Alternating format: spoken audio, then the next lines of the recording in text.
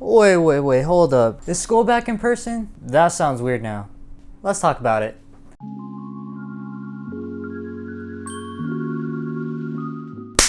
Okay, so as a lot of you already know, schools and colleges are going back to in-person learning, and if you're in the same boat as us here at EOP, you have probably not stepped foot on campus in over a year. It's also possible that you started college without ever setting foot on campus. So actually going to in-person classes and going to campus in general might be different for a lot of you. Anyways, my name is Edric, a fourth year here at Cal Poly Pomona studying business and marketing, and I'm also an EOP student. So today we're going to share some tips with you guys to help you reacclimate to in-person learning, because trust me, it is a completely different college experience. So without further delay, we're going to be starting off with Sandra, who's going to give you all some tips on how to balance your classes.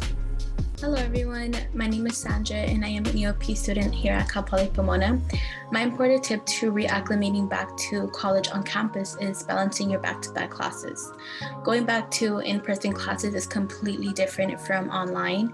At home, you probably had your classes after one another, and that worked completely fine for you. But now going back to campus, everything is at a distance, and we need to take into consideration other people, traffic, walking to places now. So having gaps in between your classes is important now. You can always utilize these gaps by studying, going over your notes before class, or relaxing. What I will be doing and what I recommend everyone to do is to reserve a study room or a spot at your campus library to study or to take a class if you need the space. If you don't have a computer to do that, you can always use your campus computer lab, or if you're an EOP student at Cal Poly Pomona, EOP has a loaner laptop program for their students. What it is they will lend you a laptop for the semester or for the school year, however long you need it, and you have that right at your fingertips. For more information on this program, you can ask your EOP advisor for the sign-up sheet or for the contact information. Thank you again, and back to you, Edric.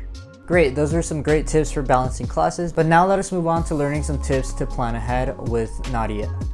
Hi, I'm Nadia. I'm a fellow EOP student, and the 2 years I was actually able to be on campus, before COVID, I learned a few tricks that helped me attend in-person classes and be physically on campus, and that's definitely having a plan. So we've grown so used to just waking up, rolling out of bed, and then logging into Zoom and be on class. But unfortunately, that's coming into an end. So having a plan or a routine, if you want to call it that, is something you kind of have to have. So have a plan to get ready, eat breakfast, shower, and be out of the door at a certain time. If you're a commuter, make sure you have the correct schedule for the transportation you will take, and time your route accordingly, and give yourself enough time to get to class, settle down, and wait for the lecture to start. It's also an overused joke that the worst thing about college is parking, and parking in college is no joke. I was fortunate enough to have a friend and we were able to commute together. That's something you might be able to do, find a friend and cut the gas in half, time in half. Or if you're not as fortunate, sometimes I wasn't, I'd have to drive myself to school. I would definitely get there before 8 a.m.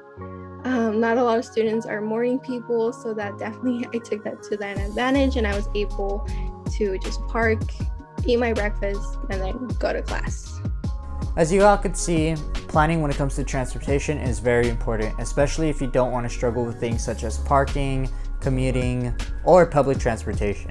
Similarly, just as important would be planning and effectively using your time when it comes to having gaps. Gaps could be anywhere from a few minutes to even a couple of hours. Yes, if you're unlucky when it comes to choosing classes, then maybe you could have a gap or two that are a couple of hours long. Personally, when I first started my college career, I had a 4-hour gap, which is when I would use this time to hang out with friends, go to the gym, study, or do a variety of other things. Long story short, I did not let that time go wasted. The best tip I have is to make a schedule that highlights your time for classes as well as your gaps, and then do what you must do. If exams are coming up, then I would recommend that you study, but if you have nothing else to do, then maybe you could go to the game room or even go to the gym. So all in all, find the most productive way to spend your time and not waste your time. Great, so now we're going to move on to Edward, who's going to talk about some tips when it comes to actually being in the classroom. Hey everyone, my name is Edward and I'm the coordinator of the EOP Learning Center at Cal Poly Pomona. The best tip I have for your reacclimation to campus is to remember that in-person lectures are very different than your online ones were. Gone are the days of being able to passively listen to your lecture while you did other things around your house. Instead, you need to be mentally and physically prepared to sit in a lecture from 1 up to 3 hours ready to pay attention. To do this, you'll want to be sure to bring along anything you actually need to learn in class. Things like your notebook and pencils, maybe a laptop, and your textbook. Also, don't forget to bring along things that make you more comfortable. For example, some classrooms are a little cold, so you may want to bring along a sweater. Or consider bringing along a cup of coffee or even some snacks to keep you awake. Oh, and don't forget your pants. Next, you'll want to come prepared to engage. You'll get way more out of your lecture if you become an active participant.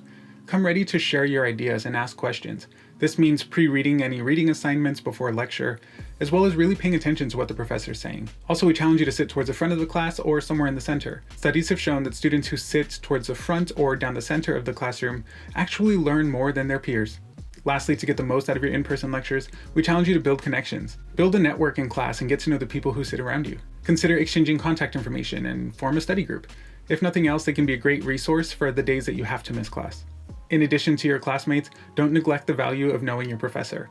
Come early to class and quickly chat or stay after, and definitely consider visiting them in their office hours. Remember, they're humans too, and they're probably professors because they have a passion for their subject and a desire to share it with others. Thank you Edward, Sandra, and Nadia for all those great tips, and thank you all for watching the video. We hope these tips help you with your transition back on campus, and if you think we missed any, drop them in the comment section below.